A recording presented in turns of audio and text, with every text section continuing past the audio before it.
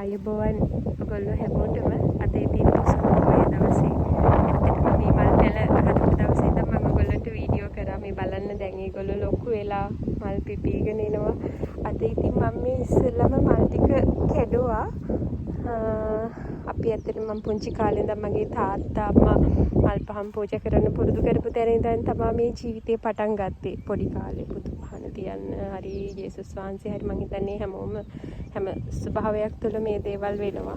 ඉතින් අද පොසොන් පොයේ දවසේ මම හිතුවා බුදුපසේ බුදුමහරහතන් වහන්සේලා වෙනුවෙන් ආදී මහා සංඝරත්නය මේ ධර්ම පූර්ණේ කරගෙන යන අය වෙනුවෙන් භික්ෂු භික්ෂුණී උපාසක උපාසිකා සියල්ල වෙනුවෙන් මේ සබාධම අවබෝධ වේවා කියන සිතවිල්ලත් එක්ක මේ ධර්මතාවය අවබෝධ වේවා කියන සිතවිල්ලත් එක්ක මේ මල් අද පූජා කරන්න හිතුවා. රුවන්වැලි මහා සෑයට හරි අපේ ගිරියට හරි යන්න අපහසුයි. ඒත් මං හිතුවා මේ මල් පූජා කරනවාද කියලා. ඉතින් මේ සබාධමයි අපි කියන්නේ දෙකක් නෙවෙයිනේ. එකක් පුංචි කාලේ ළමයි ඉපදෙනවා. ඒ වගේම ගස් චූටි බීජ වලින් පැලවෙනවා. ඊට පස්සේ යාලා ලොකු වෙනවා. මල් පල දරනවා.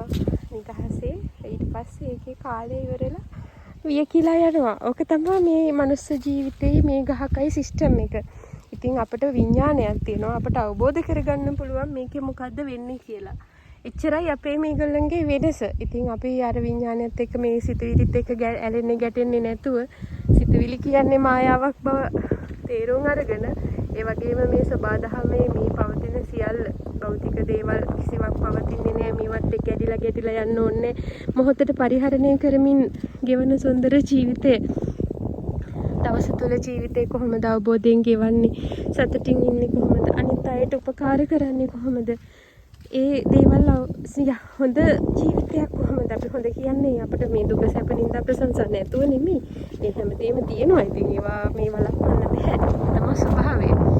අපි ඒවත් එක්ක ඇලෙන්නේ ගැටෙන්නේ නැතුව නිදහසේ සිස්ටම් එක ගැන අවබෝධයෙන් යන ගමනක් කොහොමද යන්නේ කියලා කියන්න තමයි මම උත්සාහ කරන්නේ.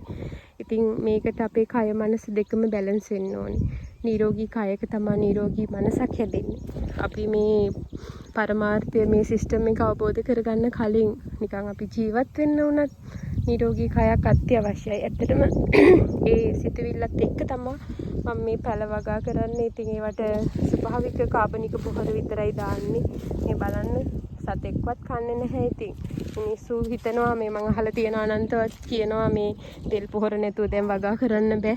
කිසිම දෙයක් හැදෙන්නේ මිනිස්සු හරි අර හදලා බලන්නෙත් නැතුව හදන්න බෑ කියන සිතුවිල්ලක හිර වෙලා ඉන්නවා. ඉතින් අපේ සිතුවිලි හින්දාම තමයි අපි මොනවා හරි තැනක අපිට අවුලක් වෙනවා නම් වෙන්නේ. සිතුවිල්ල මායාවක් බව ප්‍රත්‍යක්ෂ කරගන්න පුළුවන් වෙච්ච මනුස්සයට මේ සිස්ටම් එකෙන් දිනන්න පුළුවන්. ඉතින් ඇත්තටම මේ බලන්න මේ චූටි පැල නිකන් අර අපි යට හිටවපු ඒවා මේ 10යි කොම්පෝස්ටුයි මේවා මේ ගොම පොහොරයි විතරයි මේවට දාලා දෙන්නේ. ඉතින් හැදීගෙන ඉන්නේ ලස්සනට. ඒ නිසා මේ අර කවුරුවත් කියන නිසාවත් එහෙම එපා. තමන් හොඳට හොයලා බලලා ඒක ඇත්තද කියලා බලලා තමයි වැඩ කරන්න ඕනේ. මම නම් තීරුම් ගත්තේ ඒක තමයි.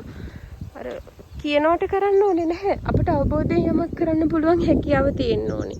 එතකොට තමයි අපිට මේ ජීවිතේ දිනන්න පුළුවන්. අපි යමක් කරලා ඒ අත්දැකීමත් එක්ක අත්දැකීම හැමෝම එක ෂෙයා කරගන්න පුළුවන්.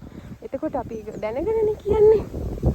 ඉතින් ඔය තෙල් පොහොර නැතුව ස්වභාවිකව වගා කරන්න පුළුවන් කියන එක මම ඔයගොල්ලන්ට කියලා මේක බොරළු පසක් මේ මං ගත්ත මේ වත් කෑල්ල හැමෝම කිව්වා ඔයාලට වගා කරන්න බෑ අපරාධේ අහුණාරෝ මේවා. ඉතින් එහෙම නෑ ඇත්තටම. ඔය යන ගමන් මං 10 මිටියක් දෙකක් දාගෙන යනවා. ගොම පොහොර ටිකක් එකතු කරගෙන මේ ගස් රැවෙන්නේ ලස්සනට. ඉතින් අපිට මේ ජීවත් වෙනවා කියන එක හරි පහසුයි, සරලයි. ඉස්සෙල්ලා සරල වෙන්න. අර එක එක දහම තුළ එක එක කතා ඔය පාපිස්සක් වෙන්න අරවා මේව හේකුත් නැහැ. හරි නිදහස් ජීවිතේ මේ මොහොත තුළ ඉන්නකෝ. මේ දැන් ඉන්නකෝ. මොහොතක්වත් වැඳෙන්නේ නැහැ. ඉතින් අර පවතින්නේ නැහැ. ගලා යාමක් තියෙන්නේ. ගලා යාමට ප්‍රතිවිරුද්ධ වෙන්නේ නැතුව ඒකට ඉඩ දීලා මේ මොහොතේ අපිට මොනවද කරන්න පුළුවන් කියන එක පොඩි අවධානයකින් ඉඳලා කරගෙන ගියාම ජීවිතේ හරි සරලයි. මට ඒ සරල බව දැනෙන නිසාමයි මම ඒක විඳින නිසායි කිව්වේ ඔයගොල්ලන්ට අද දවස් තුළ උදා වුණා. පොඩි නිකන් රෆ් ප්ලෑන් එකක් තියෙන එක උනත් එකයි නැතත් එකයි දෙකම අපිට බාර ගන්න වෙනවනේ. ඉතින් ඒකත් එක්ක මේ මොකුත් ප්‍රශ්නයක් තියාගන්නේ නැතුව දවසේ කළ යුතු දේ කරගෙන ගියාම නිදහස් ජීවිතේ. ඉතින් ඒ නිසා අර අවබෝධයෙන් ජීවත් වෙමු, අවබෝධයෙන් අපි වැඩ කරමු, ස්වභාවික දේවල් වගා කරගෙන කන්න දරුවන් පුළු වෙන්න. මම මෙතන ගොඩනගන්නේ ඇත්තටම මේ රටේ අය හිතනවා මේවා නැතුව වගා කරන්න බෑ, තෙල් පොහොර නැතුව වගා කරන්න බෑ, සැනසීමක් නෑ, ගොවියෝ කියලා පුදුම දුකක් ගොවියොත් විඳින්නේ කියලා. හැබැයි අර මානසික දුක නෙවෙයි තියෙන්නේ. දැන් මට මේවා ඇවිල්ලා කරන්න පුළුවන්. අයියෝ වදේ මේ කන්න බොන්න නෑ, කිසිම පරමාර්ථයක් නැතුව වැඩ කරන්න. කිසිම පරමාර්ථයකින් මුකුත් කරන්න එපා. හැබැයි හැමදේම Tamanට ඕන විදිහට මේ සබාධම තුළින් සිද්ධ වෙනවා. ඒක ප්‍රත්‍යක්ෂයි. ඒක සත්‍යයක්. හරිද? මම ඒක අත්දැකීමෙන්ම දන්නේ. මට ජීවිතේ මාත් මේ සිස්ටම් එකට අහු වෙලා ජොබ් වල අර එහෙම ස්ටඩි වල එහෙම වාහන ගෙවල් දොරවල් ඔය එහෙම තිබ්බා පොඩි කාලයක්. හැබැයි ඒවත් ඇචු කරා මම. අධ්‍යාපනයෙන් ජොබ් එකෙන් ඉහළ තැන් වලට ගියා. එතකොට අර වාහන ගෙවල් දොරවල් කියන ඒවා නිකන් සාමාන්‍ය දේවල් විතරයි කියලා තේරුම් ගත්තට පස්සේ අර ඒවත් එක්ක ඇලීම් ගැටින් නැතුව මේ බඹයක් තරම් ශරීරය දිහා බලන්න කිව්වේ. ඒ විතින් බලාගෙන තමන්ගේ මමත්වේ වැඩ කරන හැටි මම මේ ඉස්මතු වෙලා ඉන්නේ කියලා දැක්කහම එන දුක සැප ඒ දෙක වෙනස කියන්නේ මාන්නේ මේවා ආවම මේ මොහොතවල වල සිහියෙන් කියන අවබෝධයෙන් අවධානයෙන් දැක දැක ජීවත් වෙන්න. හරි සරලයි. එතකොට ඔයාගේ ජීවිතේ ඔයා වටේ ඉන්න කාටවත් ඔයාගෙන් අවුලක් නැහැ. එතකොට යාළගෙන් එන අවුලුත් මං හිතනවා අපිට අවුලක් වෙන්නේ නැහැ කියලා. වටපිටාව දැඟලුවා කියලා අපි දඟලන්න ඕනේ නේද ඉතින්. හරි නිදහස් ජීවිතයක් ගෙවන්න පුළුවන් අවබෝධයෙන් සතුටින් ඉඳලා අපිට ඒ පොඩි ටැලන්ට් එකක් මං හිතන්නේ. ඒ ටැලන්ට් එකට අපිට තිබ්බහම මේක ඇප්ලයි කරගත්තාම දවස් තුන දැන් මම මේ අපේ මේ වගා කරලා තියෙන කැලේ තියෙන මඤ්ඤොක් කඩලා මං අද ඒවා කඩාගෙන යන්න හිතුවා. එතකොට කූර පළයි තම්පලයි මොනවද මේ කිරිහැන්ද කොළ.